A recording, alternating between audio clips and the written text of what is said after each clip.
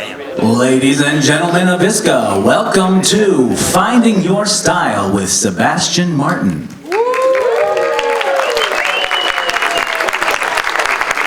Winner of multiple awards, including the 2018 Bronze Nosey. First place last year in Outstanding Abstract Design. He'll melt your brain with his Wacom pen. Please welcome Sebastian Martin.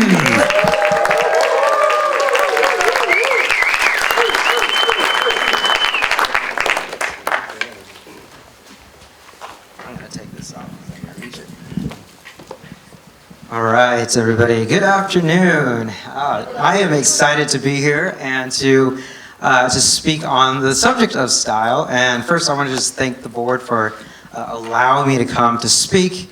I got to say that it is definitely an honor to be speaking here, but also to give back to the caricature community, because finding ISCA, being a part of the conventions, you no doubt learn, you grow as an artist, and I'm so thankful to be giving back to you guys. And again, thank you to each and every one of you for being such an inspiration to me. First and foremost, for those of you who may not know me, my name is Sebastian Martin. I hail from the state of Arizona. I was actually born and raised in Arizona, and it's not as hot as people say it is, at least year-round. It's about 3 months out of the year, and then it's usually fairly cool weather and very beautiful up there. Who am I? First, my faith is very important to me, so I do identify as a Christian and a child of God, but also I am also a husband to a beautiful wife, and a father to a beautiful little girl. And so we definitely have a lot of fun together as a family. And so my little family there in Arizona, again, we definitely have a lot of fun together as a couple. Yes, I do realize that she is taller than me. But I don't think she's figured that out yet, so don't tell her. There's a couple of things that my dad tells me but when I was wooing her, he said, just try to make her laugh as much as possible and she'll forget how ugly you are. And I think it's worked, because we have an adorable little girl back at home. So, and like I said, I have nothing bad to say about being a parent. I mean, it's just a constant love between her and I. And so, but yeah, and then after that, all of that, I am also a caricature artist, illustrator, graphic designer, whatever you want to call me, professional coffee drinker. But it's definitely an honor to be doing all of that full time. I do it all full time back in Arizona. Now, there is a 6-word question that every artist has asked himself or herself, and that is, how do I find my style, right? That's one of the biggest questions that every single artist has asked themselves. And I gotta say, some artists will say, now that question is usually, style is overrated. But for some of you, you're really eager, you're wanting to know, what is my style? How do I find it? And then there's you who really don't think about it. You're like, I'm okay with, not really, seeing my style. I think eventually, I'll find it. But for those of you who are really wanting to know, I'm going to share with you my story and this process of finding my style. Because I know I do have a very particular type of style. Some would say abstract, geometric, and vector-based. But it definitely has a very distinct style. And then also through that, I will share my creative process of, how I come up with caricatures. How do I see people?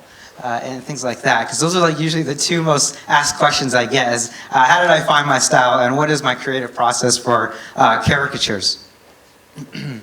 But these were done for, oops, I skipped through that one, sorry. For the caricature resolution, But definitely a lot of fun in doing those. All right. And of course, you got to do a self-portrait. All right. But my story really began in 2012. I came across the art of caricature. I was working at a car dealership washing cars, and I drew a parody of one of my coworkers, and I posted it up on the wall, and everybody thought it was so funny. And right there and then, something in me just clicked, and there was something ignited, and I think it was that response of people, the humor, and I can say that's really when my love and passion for caricature began. I started after work, after my 8 to 9 hour shift. I would draw and draw for hours. I looked at videos, I bought books, how to draw caricatures, and then eventually I came across this organization called ISCA, and I thought, what on earth is this? It was like an entirely different world, different planet. The different types of styles, the creativity. It blew my mind, the potential of creativity. You could use caricature and art, and so not only that did I see all that. Right there and then I got hooked. It really sealed the deal for my love for caricature, and that's really when I said to myself, I want to do nothing but draw caricatures for the rest of my life. And then at work, back then in my day job, they gave me my own wall, and so I started building my own ISCA wall, and so I started drawing caricatures of everybody in the office, and then they eventually dubbed it the wall of shame. So. But it was great. Everybody loved it, and that was really when my commissions started to come in. And then soon after that, I landed my first job as a cartoonist for the college newspaper. And so the newspaper was just published, distributed through the Arizona Valley, and I gotta say that was one of the most fun jobs I had ever had, was working for the editorial newspaper college. And so that's really when I started developing a certain style, and now I didn't really start this way on the newspaper, and the first cartoon that I did for the newspaper, they actually cut the cartoon in half because the advisor did not like the style. He didn't think it fit the article, and I really didn't know what I was doing at that time, and I won't show it to you because it's embarrassing, but as soon after that meeting, I got chewed up by him. And I left, and I started doing research. What are editorial cartoonists? And I came across artists like Lisa Benson, and then I even looked up comic strip artists like Charles Schultz. And eventually, I came back, and they gave me another assignment, and this was the style that I came up with that really fit more editorial, newspaper type style. And again, it was a lot of fun trying to do the idea, working with journalists, coming up with collaborating ideas and things like that. But no doubt it was a learning curve on trying to figure out the style of the editorial newspaper and something that would fit that type. Now, again, through this process, I was really trying to not find my own style, but I was really figuring out everyone else's styles. And so, again, I did the research on what everyone else was doing. And for a time, doing this job, it started to really wear on me. I thought, I love drawing cartoons and caricatures, but now it's starting to get a little dull for me because I'm not really doing my own style. I'm copying other people's style. And so that's when I left the newspaper, and then after that I did work as a graphic designer for a company and illustrations. Again, really not feeling it still. I was still struggling so hard to find my style. And at the time I was also going to an art college and so frustrated trying to figure out what it was. And I remember talking with one of my art professors, and I came to him, a very eager and frustrated student, and I told him what I was struggling with in finding my style, and he says, this is something that you're gonna have to deal with the rest of your life. And that didn't really make me happy. And it wasn't until years later when I really understood what he meant. that when you're trying to find your style, it's going to be a process of growth, and this process of letting your style come about, and it's going to continue to mature over time. And then soon after that, that's when I started my small business, Colorbox Entertainment, and that's when I do caricatures full time as well. And so this allows me to really experiment and do the live retail type of caricatures that I've always wanted to do, and again, that passion that I first started back in 2012. Now, when trying to find my style, I came across something that was really eye-opening for me, and that is when you're trying to find your style, it's something that isn't forced but comes naturally to you. And I think this is one of the reasons why I was struggling on the newspaper. I was not happy. I was, again, walking in someone else's shadow. I was trying to copy other people's styles. And then eventually I get back in this place of really discontentment. But again, you can't force a style on yourself. And maybe you're in this place where you're struggling with your caricature art. You're really not having that enjoyment that you once had in the beginning. And it might be because you're trying to copy those heroes in your life. Some of those at ISCA, we say, like Joe Bloom, Jason Seiler, Glenn Ferguson, Brian Oakes, have a very distinct style. And those were some of the ones that I learned from. Maybe those are the ones you're learning from, and you're trying to really copy what they're doing. And if you're finding your place in this state of really not enjoying the caricature anymore, it might be because you're trying so hard to be just like them, look like them. But I can say that this world doesn't need another Joe Bloom. It doesn't need another Jason Seiler. It needs it needs a you. It needs an authentic voice, a real voice. And that's what this world is really looking for. So again, it's not trying to walk in someone else's footsteps, but again, what comes naturally to you. And I can say that once you get to this place of understanding that, you have to realize that your style is not going to be found in textbooks. I mean, you can travel the world trying to figure out what your style is, but really your style is right here and here. So it's a part of your personality, the things where you've walked, and who you are as a human being. As caricature artists, we often say that every person that we draw in front of us is unique, facial features. But I think we often forget that every caricature artist is unique. We are very different in the way we draw. No two artists draw the same. And if you are here today and you say, I don't have a style, I would disagree. I say you have a style, but I think we're probably asking the wrong question. You're probably asking the wrong question. See, I asked myself, how do I find my style? But I think the question was really, how do I let my style emerge? How do I unleash my style? So I think that's probably a better question to ask. And once you get to that point of realizing that, you start to enjoy yourself and your work once again. You begin to have that spark and that fire for caricature art or illustration, whatever it might be, when you realize that.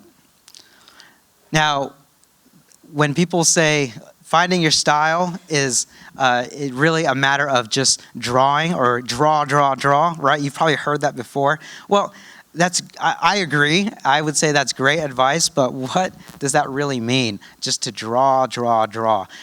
There's many ways to go about it, but I'm going to share with you some of the ways that I've gone about just in my sketchbooks, and some healthy tips as well of getting in your sketchbook and trying to really let your style emerge, and you'll begin to see that in your sketchbooks.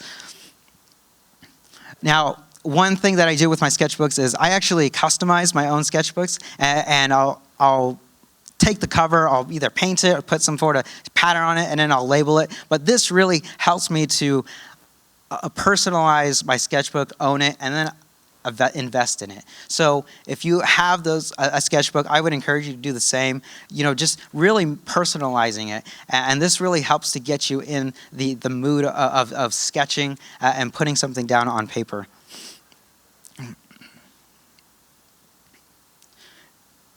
Now, there's an artist that I really whose illustrations I really enjoy. He's actually an Academy Award-winning artist, Sean Tan. Some of you have probably heard of him. Amazing artist, done picture books.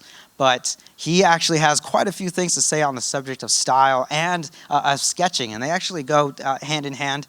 But he actually says this. He says, "The bird doesn't think about the song it's about to sing, but the song happens in the throat of the bird." Now, what he means by that is the act of putting your hand to the paper, of your pencil to the paper, sketching.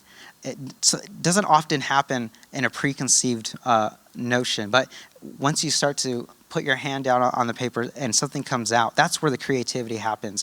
And again, this is the exact same way we should act as artists.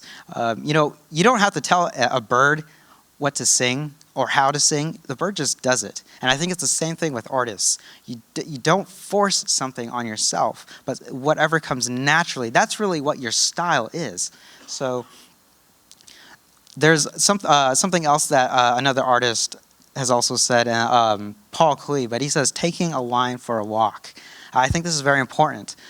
Some of us thinks too much about what we're going to draw, then that really puts us in this place of not really wanting to draw. So really what I think taking a line for a walk means is don't worry about the whys. Why are you drawing whatever it is that you're drawing?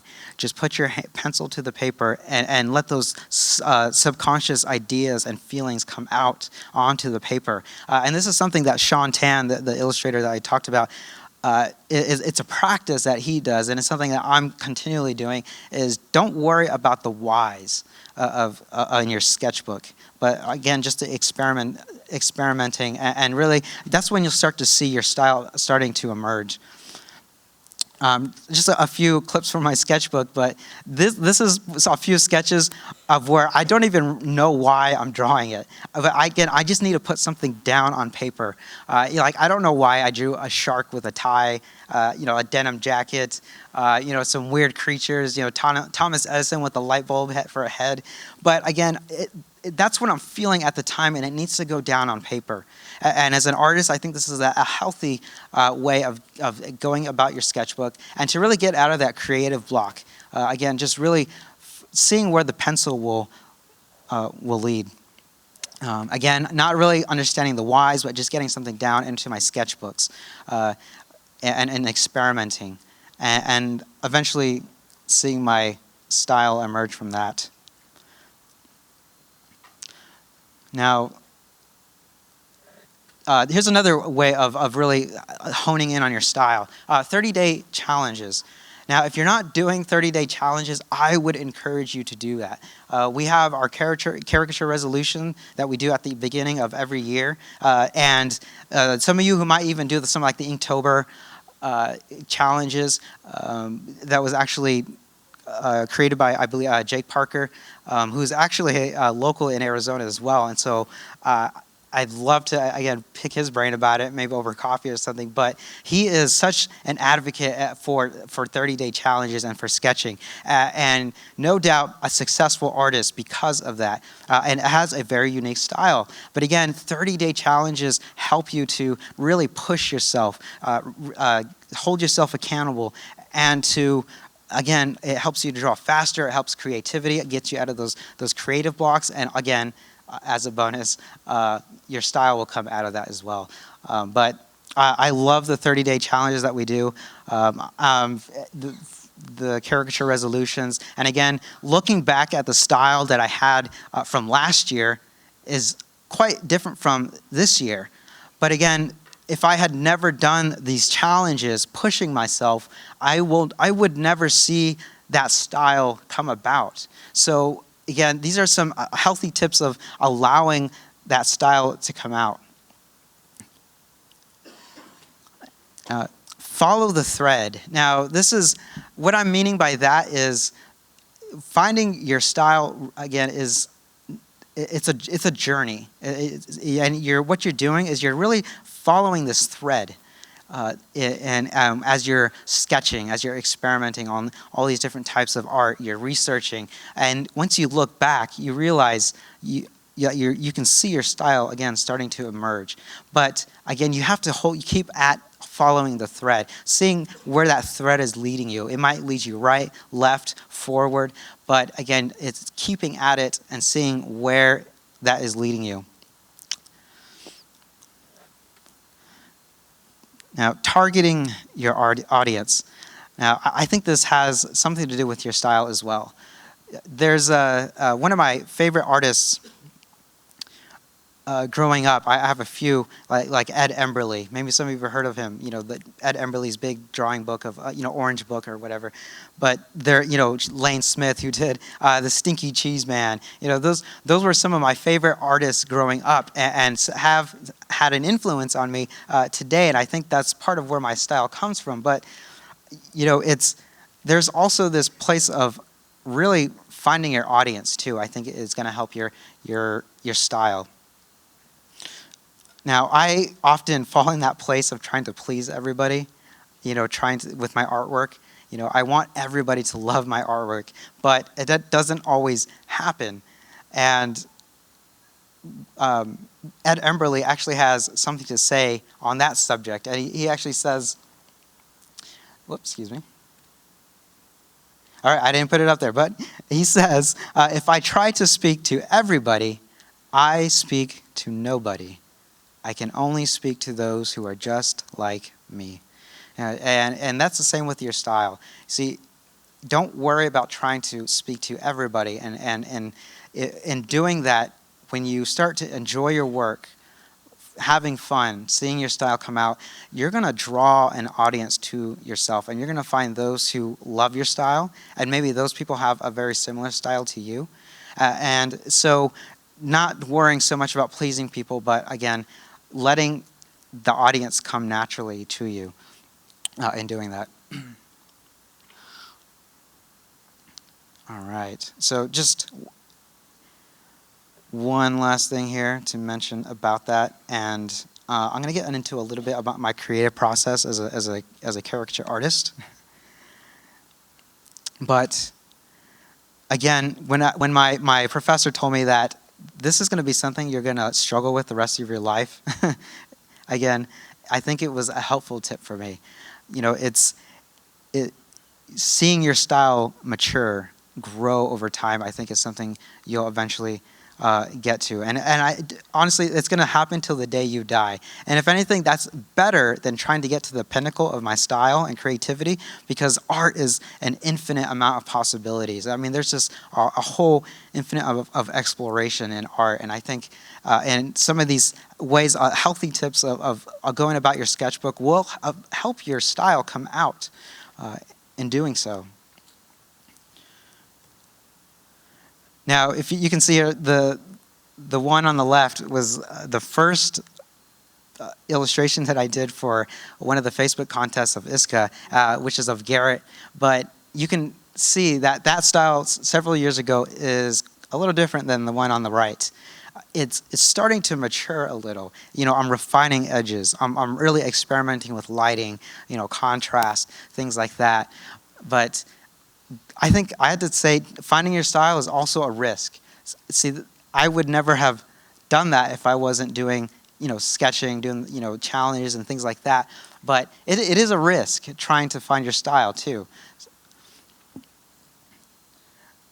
Now, one of the things that I do for my caricatures and trying to find, exaggeration and things like that, obviously the one here on the left is the final.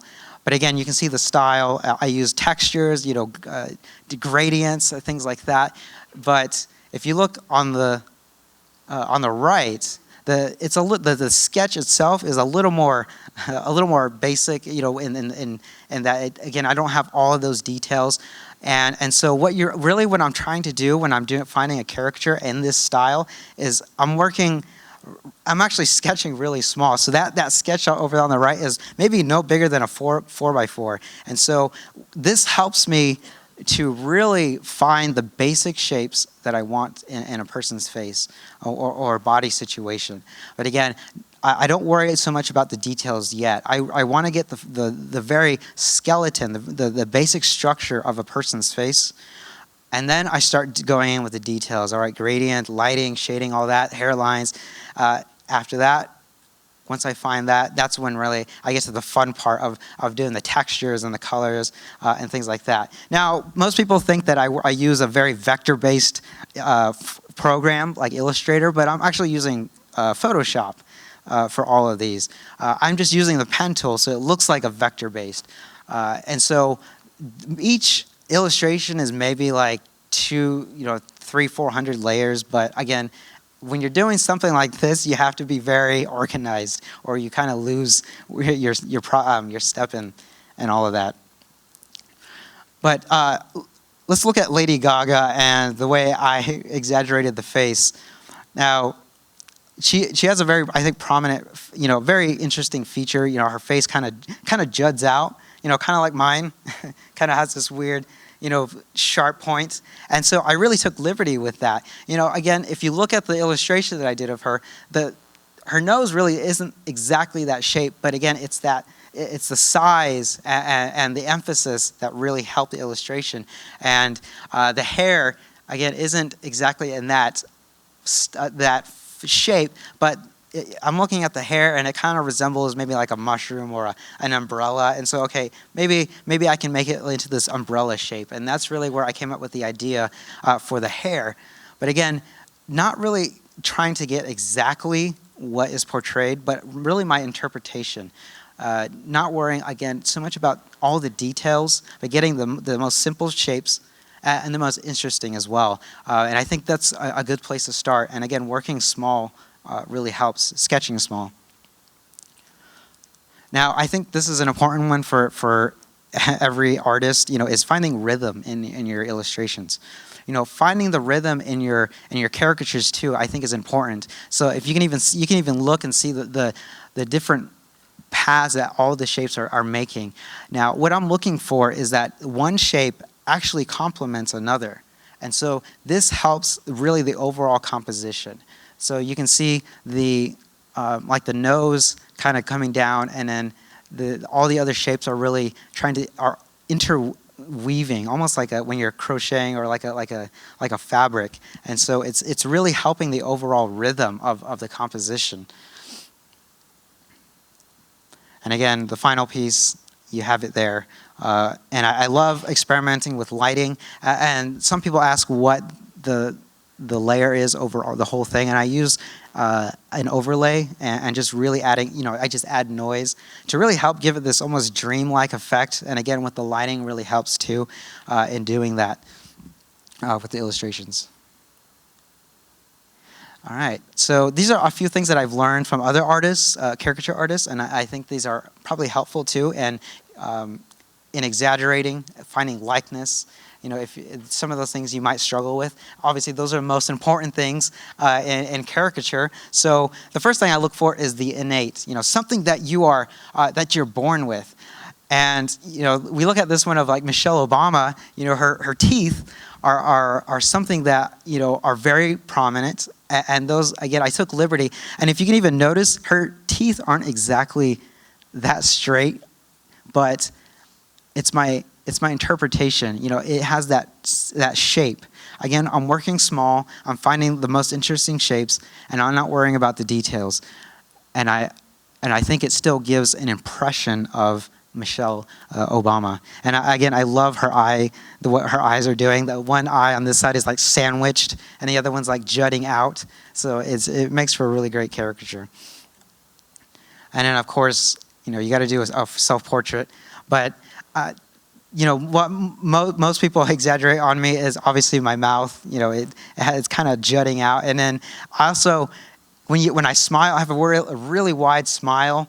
And it looks like I have a lot of teeth. And so I kind of take liberty with that and just kind of giving this almost like this railway, this path of just a bunch of teeth. But again, it's giving this illusion, having fun with the exaggeration. Don't depict it so much like the photo or that person, but taking that extra step in exaggeration. So again, I don't have that many teeth, but giving that illusion really helps the exaggeration and also likeness too. Materialistic.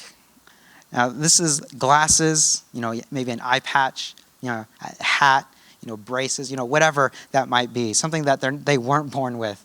Again, looking back at this one, looking at my glasses, taking that to and really pulling and stretching them to finding the most interesting shape, but also using that to find a likeness as well in the caricature. All right, third one, acquired. That's something that you get over time. Wrinkles, balding, warts, freckles. Those are the things that I also look for, trying to get a likeness. And, we look at here this one of Betty White. Now, when I first drew Betty White, I got down to sketching.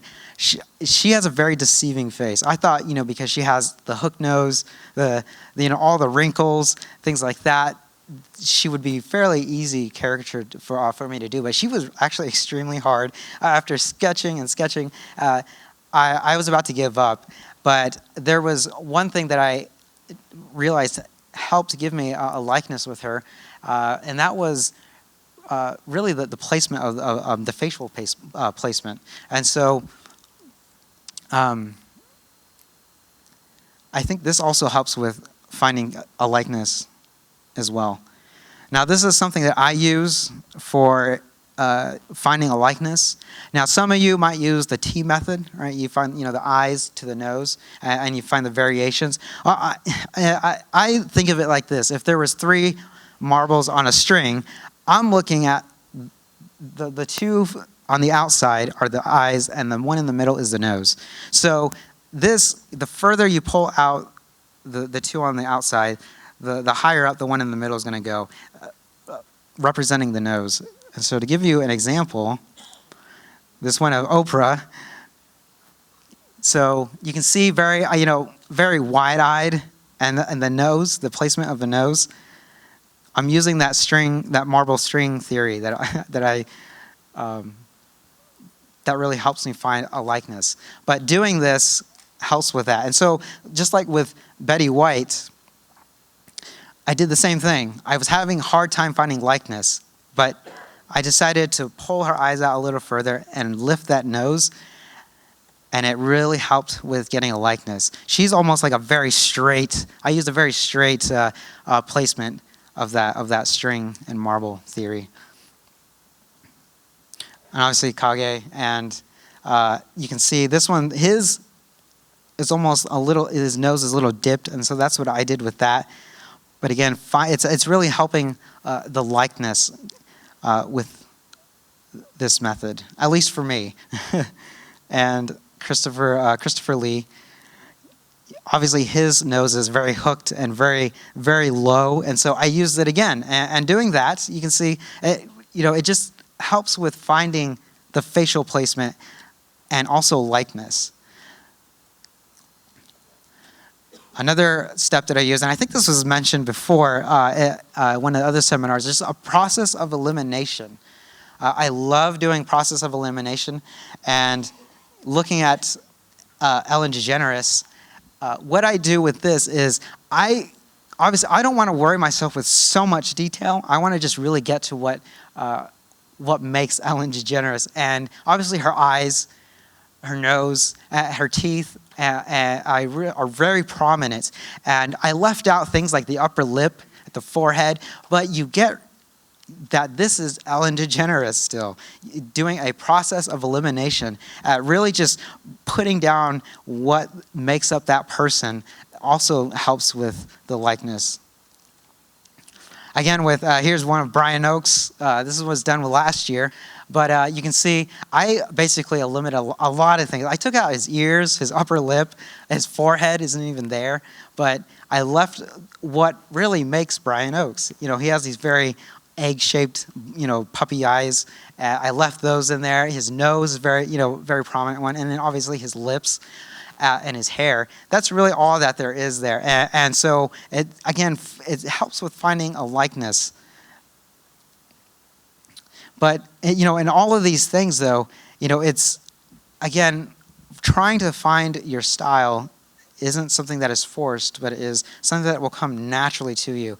And this process that I use of caricatures too, it really has nothing to do with my style. People often ask, how do I come up with my caricatures and things like that. I'm using basic 101 caricature, and the rest is just left up to, what I've come up with over the years of my personality, things that I enjoy. I put those things into my artwork to really find my own style. Again, if you don't believe that you have a style, I would disagree. I think each and every one of us is unique, and that this world needs you.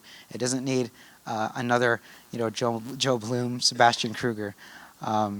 But thank you so much for allowing me to come and speak. I hope that some of these things were very helpful. Healthy sketching in your sketchbooks, as well as the creative process of finding caricatures too.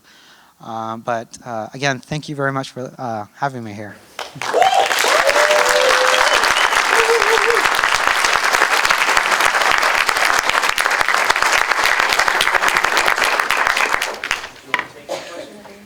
Yeah, we can do questions. I'll do my best to answer, and if I don't know the answer, I'll make something up.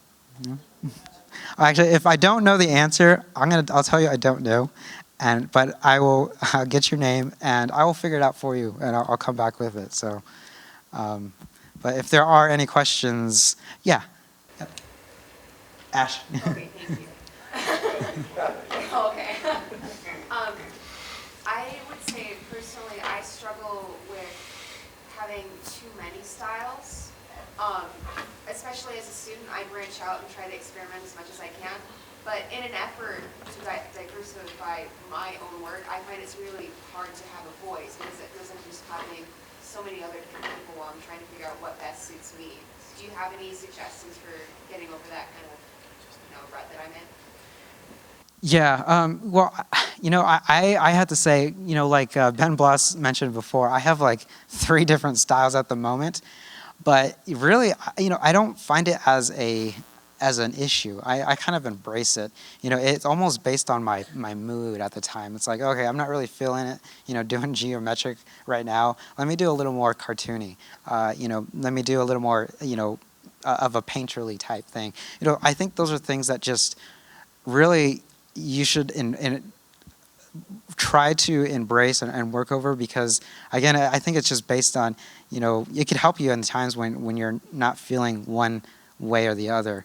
But I know for me, it's also helped with like commissions, work.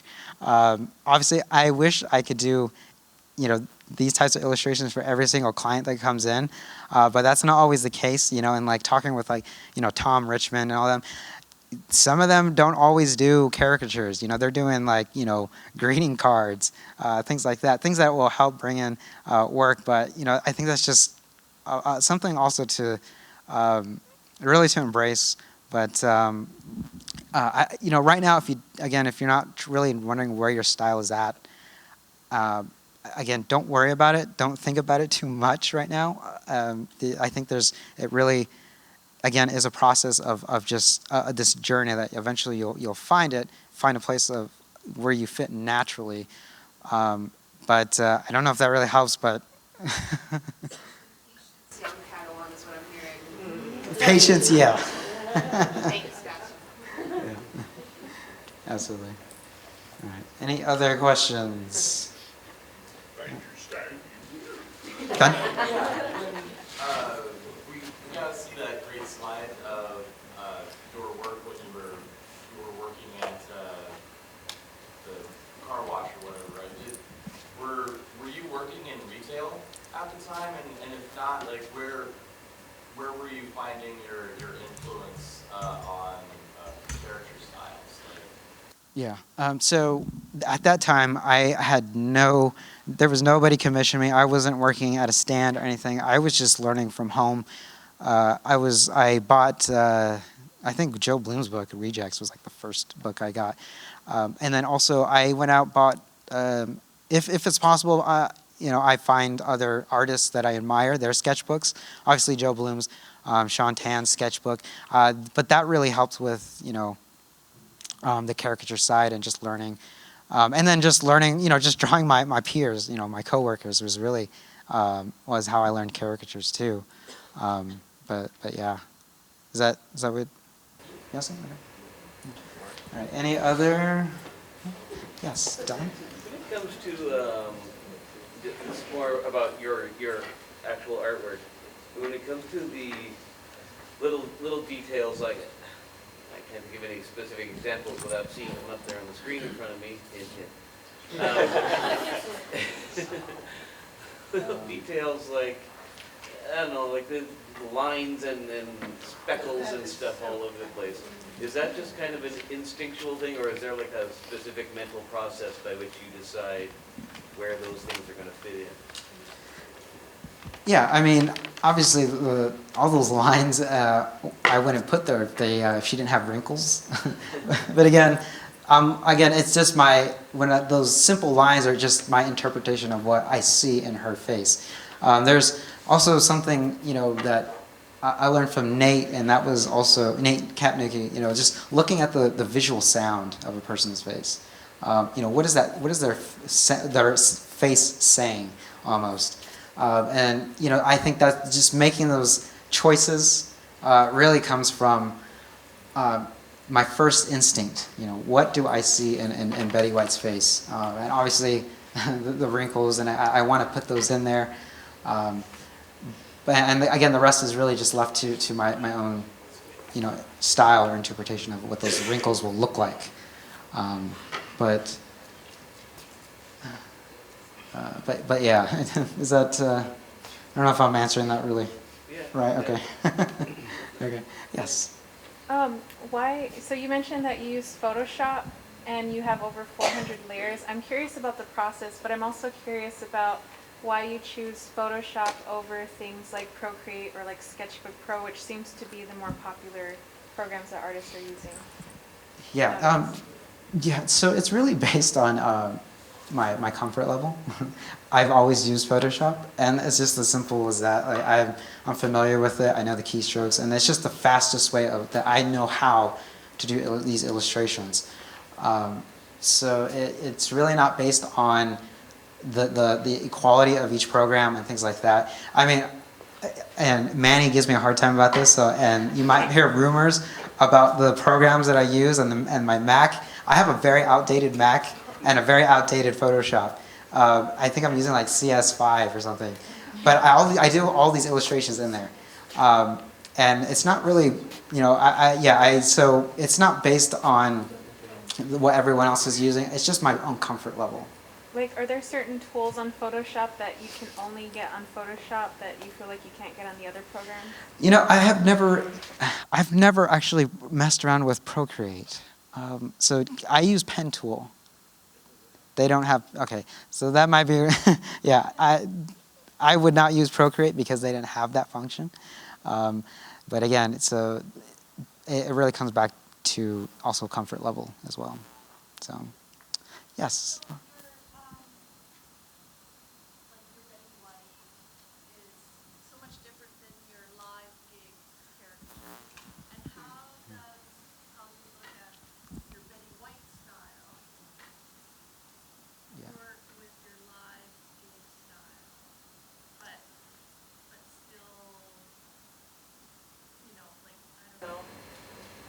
Right, I know what you mean. I get this.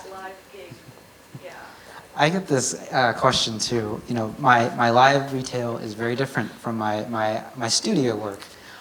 So I have to really split my mentality of caricature. It's at times it was difficult, but I think I have a different mood when I'm doing live caricatures. Like I mentioned before, with different styles, I have a different mood when I'm working in my studio and when I'm working here at ISCA versus the retail side. I think also one reason why I have a different style is because of speed and really just trying to, rack in the money, because I have a family to feed. It's not as detailed or unique in shapes like my studio caricatures. But again, I think it has to just really do with the money side of things. I like, because you kind of glossed over this a little faster than the other things, but I do still see, like bits of, elements of it, like the girl on the top right, how you squished up her nose. Right. Yeah, so I still see it and the guy's mouth on the right. So it's still Still there. Still see you. Yeah. It's not entirely gone. Yeah. But yeah, absolutely. Cool. Any other questions? Yeah. I would really love to see your process, like in a fast-forward movie in Photoshop, how you do things. Did you ever mess around with Adobe Illustrator? Because that would be the appropriate program to use vector stuff, and you could easily change things, or you are completely happy with Photoshop? For the time, I'm happy with Photoshop because I use a lot of like textures, and I'm clipping a lot of stuff, and so it's just faster again for me to work in. I just know it from Maria Picasso. She's using Illustrator. She does. Doing this vector similar shapes. I would Right. say. Yeah. Okay. Yeah. Any other questions? All right. Well, thank you very much.